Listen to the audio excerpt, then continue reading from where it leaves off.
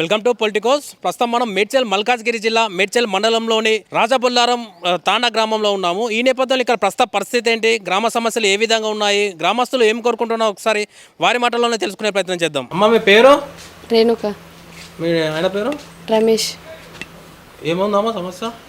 ఇల్లు లేదు, వర్షం పడితే లోపల మొత్తం కూలిపోతుంది, మొత్తం కింద పడుతున్నాయి. దాని గురించి రేవంత్ రెడ్డి అన్న ఏమో డబ్బులు ఇస్తా అని చెప్పిండు కదా, 5 లక్షలు.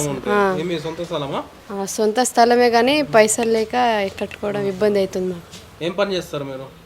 కంపెనీలో లేబర్ వర్క్ చేస్తారా? మరి అప్లై చేసుకున్నారమ్మా మీరు ఇంటి కోసం? మన ప్రజాపాలన చేసుకున్నాం. పోయినసారి చేసుకున్నారా? అప్పుడు కేసీఆర్ గవర్నమెంట్ లో చేసుకున్నాం. అప్పుడు కూడా చేశారు కానీ రాలేదు. ఇప్పుడు చేశారు కానీ రాలేదు. ఇప్పుడు కూడా వెయిట్ చేస్తారు. ఇప్పుడు ఏమన్నా వస్తే ఆశ చేస్తున్నాం, వస్తుందేమో. సమస్య ఇది అప్పుడు ఇంద్రమ్మ ఇచ్చిన ఇల్లు, అప్పుడు వర్షాలు పడి కూలిపోతుందని ఇది కాల్ చేసేసి బయట కిరాకే పోయినాం. ఇప్పుడు ఆన్లైన్లో పెట్టినాం ఇల్లు వస్తుందని. కేసీఆర్ ఉన్నప్పుడు ఏమి ఇల్లు రాలే, ఏం రాలే. డబుల్ బెడ్రూమ్ గురించి పెట్టినాం. ఇల్లు రాలే, ఏం రాలే.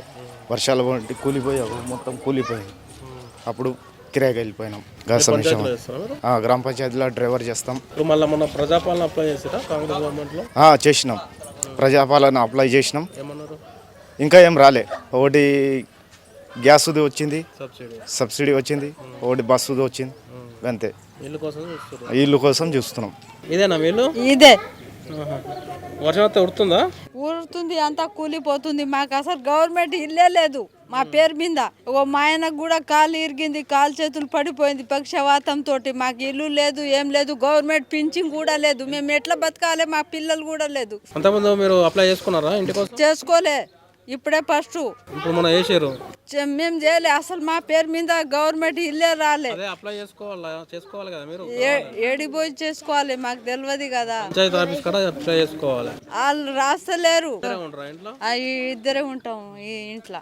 ఆ ఇంట్లో అయితే మేము కూలి మూలి చేసుకొని కట్టుకున్నాం మేము. ఈ ఇల్లు అయితే ఇందిరమ్మ ఇల్లు మొత్తం కూలిపోయింది. ఇల్లు అయితే కొద్దిగా బాగుంటుంది. ఇల్లు అయితే బాగుంటది. ఏమైంది ఇల్లు? ఇల్లు పలిగిపోయింది. ఎన్ని రోజులు అవుతుంది ఇల్లు ఉన్నవాటి? ఇల్లు ఇందిరమ్మ కట్టించింది. కూలిపోతుంది. బాగా ఉరుస్తుంది. అట్నే రాత్రి అంతా వర్షం వస్తే అట్నే కూర్చుంటా, నిద్రపోను. ఆడపిల్ల, 2 మగపిల్లలు, వాళ్ళు 2 ఇంట్లోనే. కానీ వర్షం ఏం పెట్టుకోలే.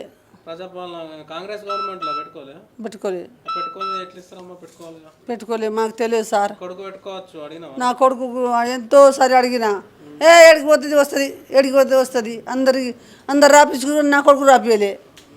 చదువుకున్నాడు, ఇంకా నాకు చదువు లేదు, ఏం లేదు. నేను గ్రామ పంచాయతీ వాడినా మరి నేను అప్పుడు జమానాల. ఇప్పుడు కూడా అదే కూర్చుంటే మాట్లాడతా, ఎప్పుడు మాట్లాడా ఇది కూర్చుంటే మాట్లాడతా. ఇల్లు లేదా? ఇల్లు లేవయ్యా, నీ కూలిపోతుంది లోపట.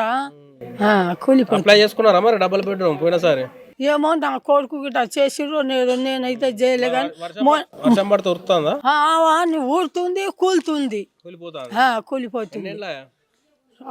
అప్పుడు ఇందిరాగాంధీ అప్పుడు కట్టింది. అదే కేసీఆర్ ఏడా ఇచ్చిండు, ఇయ్యలే. ఏమో ఇచ్చిండు అని ఏడా ఇప్పటిదాకా రాలే. ఎప్పుడు వస్తుందో ఏమో. చెప్పమ్మా, ఏముంది సమస్య? ఇల్లు లేదన్న, స్థలం లేదు. ఇప్పుడు ఇల్లు ఎవరిదమ్మా? కిరాయికుంటున్నాం. 4,000 కరెంట్ బిల్ కలిపి 4,500 కడుతున్నాం. ఏం పని చేస్తారు మీరు? కూలి పని చేస్తున్నాం. ఎంతమంది మీరు పిల్లలు? 2 అబ్బాయిలు, 1 అమ్మాయి. పెన్షన్ వస్తుందా? పింఛన్ వస్తుంది, 4,000 వస్తున్నాయి. కేసీఆర్ ఇచ్చింది.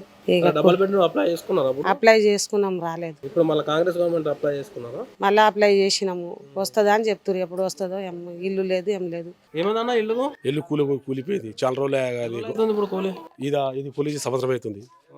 పోయినసారి వర్షాకాలం కూలిపోయింది. అది అలా ఉండాలంటే భయం అవుతుంది. అందులో వేరే వీళ్ళకి కిరాయికున్నా. నేను టాటా నడుపుతా, డ్రైవర్ చేస్తా. మొన్న అప్లై చేసినాము, అప్పుడు చేయలే.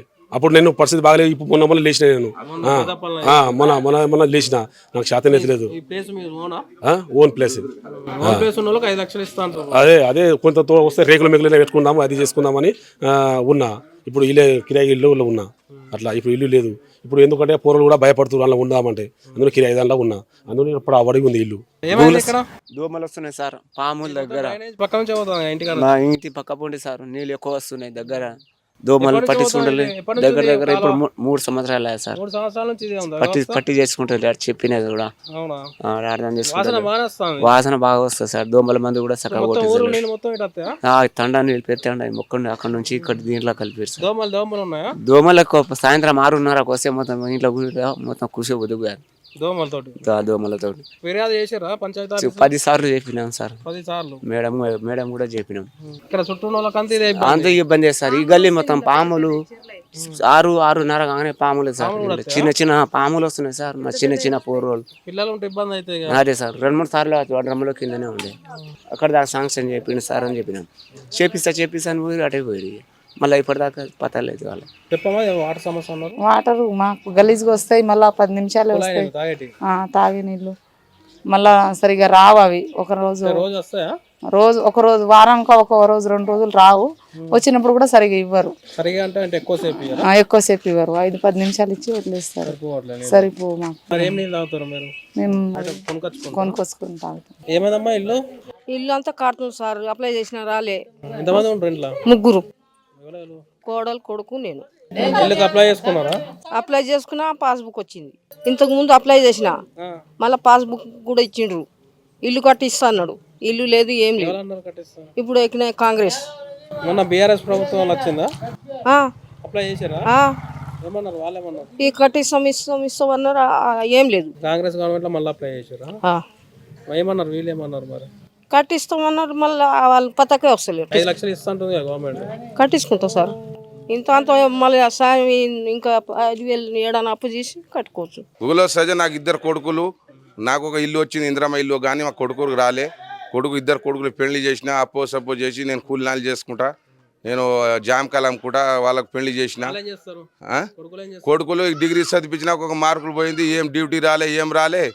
ఇగో ఇక్కడక్కడ ఏదో కూలి దొరికింది పోతుర్రు. గవర్నమెంట్ చేస్తారని చెప్పి ఎవరు సాయం చేస్తలేరు. 2 కొడుకు పెళ్లి చేసినా వాళ్ళకు ఆధార్ కార్డు, అది ఆధార్ కార్డు ఉంది కానీ 2 కొడుకులు ఆధార్ కార్డులు ఇచ్చిన పొరలకు రేషన్ కార్డు లేదు. వాళ్ళకి బియ్యం లేదు ఏం లేదు. మా కోడలు 4 సంవత్సరం 5 సంవత్సరం అయింది. ఆడపిల్లలు ఇంత ఉరుకుతుర్రు. వాళ్ళ రేషన్ కార్డు కావాలి సార్. ఇవి మా రేవంత్ రెడ్డి వస్తుందని చెప్పి ఆయనకు ఎంతో బాధపడి మా ముఖ్యమంత్రి చేస్తాడు పని అని చెప్పి మేము రాత్రి పగలు బాధపడి చేసినాము. ఇప్పుడు దాకా మాకు ఏం రాలే. మళ్ళా రైతు బంధు జరిగిన అర్ధ ఎకరా జాగ ఉంది, అది కూడా రైతు బంధు పడలే. ఇంకేం చేయాలి మేము గరీబ్ వాళ్ళం. మేము అప్పటి నుంచి కాంగ్రెస్తో కొట్లాడుతున్నాము. ఈ కేసీఆర్ వచ్చి ఏం పని చేయలే. మాకు ఒక ఉన్న రోడ్డు కూడా వేయలే. ఇంటి ముగ్గురు జరిగితే ఉన్నది. అద బాధ ఉంది మాకు. రోజు రేషన్ కార్డు కావాలి, మా కొడుకులకు ఇల్లు కావాలని బాధపడుతున్నాము. సమస్య మా ఇల్లు లేదు, ఫ్లాట్ ఉంది. అప్పుడు గవర్నమెంట్ 5 లక్షలు ఇస్తున్నారు కదా ఇల్లు కట్టుకోవడానికి. ఇంకా మాకు ఇస్తే మంచిగా ఉండేది. అప్లై చేసుకున్నాం.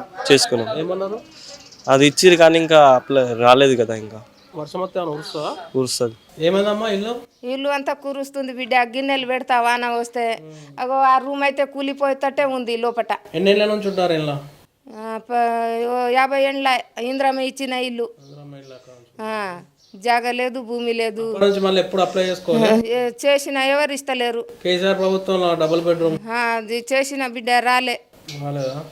జాగ లేదు, భూమి లేదు. కట్టెలు కొట్టి తింటున్నాము. ట్రాక్టర్ మీద పని, కూలి పని పోతాం. ట్రాక్టర్ కట్టెలు కొట్ట బిడ్డ. ప్రజాపాలన ఎప్పుడు అప్లై చేసినా ఇయ్యలేరు. క్యాన్సల్ అయిందని అంటుర్రు. చూసారు కదండి రాజబొల్లారం తాండావాసుల సమస్యలు ఏ విధంగా ఉన్నాయో. ఇక్కడ చూసుకున్నట్లయితే మనకి ఇక్కడ డ్రైనేజ్ సమస్యలు ప్రధానంగా ఉన్నట్టు చెప్తున్నారు. సో ఇక్కడ ఏంటంటే ఇంటి పక్క నుంచే మురికి కాలువ వెళ్ళడం వలన దాని నుంచి విపరీతమైన వాసన, దోమలతో విషజ్వరాలు వస్తున్నాయని వాళ్ళు చెప్తున్నారు. అదేవిధంగా చూసుకున్నట్లయితే వాళ్ళకు మంచినీటి అంటే తాగునీటి సమస్య కూడా విపరీతంగా ఉందని చెప్తున్నారు. సో వాటర్ అనేది వారంలో 7 రోజులకు 5 రోజులు మాత్రమే వస్తుందని, వచ్చినా కూడా అది ఎక్కువసేపు రాకుండా ఒక 10-15 నిమిషాల్లోనే అది ట్యాప్ అనేది క్లోజ్ చేస్తున్నారని చెప్తున్నారు. ఆ వాటర్ కూడా కలుషితమైన వాటర్ రావడం వల్ల వల్ల ఆ వాటర్ను తాగడం వల్ల వాళ్ళకు కూడా అనారోగ్యానికి గురవుతున్నారని చెప్తున్నారు. అదేవిధంగా చూసుకున్నట్టయితే ఇక్కడ ప్రధాన సమస్య ఏంటంటే ఇక్కడ చాలామందికి ఇండ్లు లేవని చెప్తున్నారు. సో గతంలో ఇప్పుడు ప్రజెంట్లీ వాళ్ళు చాలామంది ఉంటుంది ఏంటంటే ఇప్పుడు గతంలో ఇందిరమ్మ పథకం కింద వైఎస్ రాజశేఖర రెడ్డి హయాంలో ఏవైతే ఇండ్లు ఇచ్చారో ఆ ఇంట్లోనే జీవనం కొనసాగిస్తున్నారని చెప్తున్నారు. అవి కూడా ఇప్పటి వరకు చాలా మటుకు పాడైపోయినాయని చెప్తున్నారు. సో అదేవిధంగా అప్పటి నుంచి ఇప్పటి వరకు ఎన్ని ప్రభుత్వాలు మారినా వాళ్ళ గోడు వినిపించుకోవట్లేదని వాళ్ళు ఇప్పటి వరకు వాళ్ళ ఆవేదన మనతో వ్యక్తం చేసుకున్న తీరు గమనించున్నాము. సో ఇప్పుడు గతంలో చూసుకున్నట్లయితే వాళ్ళు డబుల్ బెడ్రూమ్ ఇంట్లో కోసం కూడా అప్లై చేసుకున్నప్పటికీ దరఖాస్తు అంటే ఇల్లు కాదు కదా, దరఖాస్తుకు సంబంధించిన కనీస సమాచారం కూడా వాళ్ళకు చెప్పట్లేదని వాళ్ళు వాపోయారు. సో ఇప్పటికైనా కాంగ్రెస్ ప్రభుత్వం వచ్చిన నేపథ్యంలో ఎన్నికల సమయంలో ఏవైతే హామీలు ఇచ్చాయో అంటే ఇల్లు లేని వారికి ఇంటిని మంజూరు చేయడంతో పాటు ఇంటి స్థలం ఉన్న వారికి 5 లక్షల హామీ ఏదైతే ఉందో ఆ హామీని నిలబెట్టుకొని ఇతర ఇప్పటి వరకు మనం చెప్పుకున్నట్లు డ్రైనేజ్ సమస్య కావచ్చు, తాగునీటి సమస్య కావచ్చు, ఈ సమస్యలు అన్నింటినీ వాళ్ళకు నెరవేర్చి వాళ్ళకి ఇచ్చిన హామీ నిలబెట్టుకొని వాళ్ళ గోడును కొంచెం ఉపశమనం కలిగించాలని చెప్పేసి వాళ్ళు చెప్తున్నారు. వీడియో జర్నలిస్ట్ సాయితో కరస్పాండెంట్ శ్రీనివాస్ కలవల, పొలిటికోస్, రాజబుల్లారము, తాండా.